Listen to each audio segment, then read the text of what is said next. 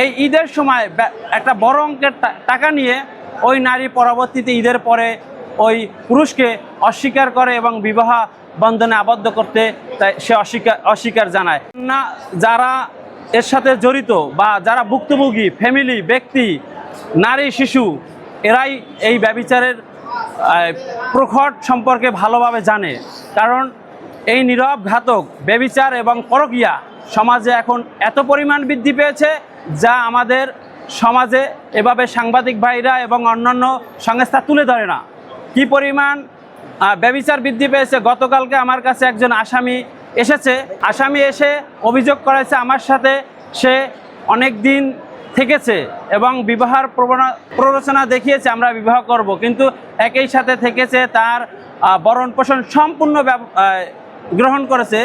কিন্তু এই ঈদের সময় একটা বড় অঙ্কের টাকা নিয়ে ওই নারী পরবর্তীতে ঈদের পরে ওই পুরুষকে অস্বীকার করে এবং বিবাহ বন্ধনে আবদ্ধ করতে সে অস্বীকার জানায়। সে পাগলের মতো ছটফট করতেছে এবং এদিকে ওদিকে এসে আমার কাছে পরামর্শ নেছে আমার করণীয় কি যে এই মুহূর্তে। তবে আমি পরামর্শ দিচ্ছি বাংলাদেশের নারী ও শিশু নির্যাতন দমন আইন অনুসারে এই ধরনের কোনো বিচার ব্যবস্থা বা অপরাধের বর্ণনায় বিচার ব্যবস্থা নেই।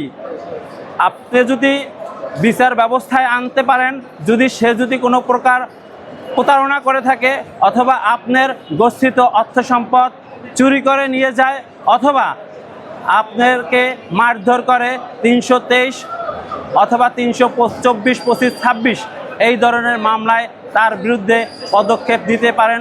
ভয়ভীতি দেখালে 506 আপনারা আইনগত ব্যবস্থা নিতে পারেন এবং মানহানিকর কোনো পোস্ট লেখনির মাধ্যমে যদি আপনার মানহানি করে তখন আপনি 500 ধারায় মানহানির মামলা দায়ের করতে পারেন।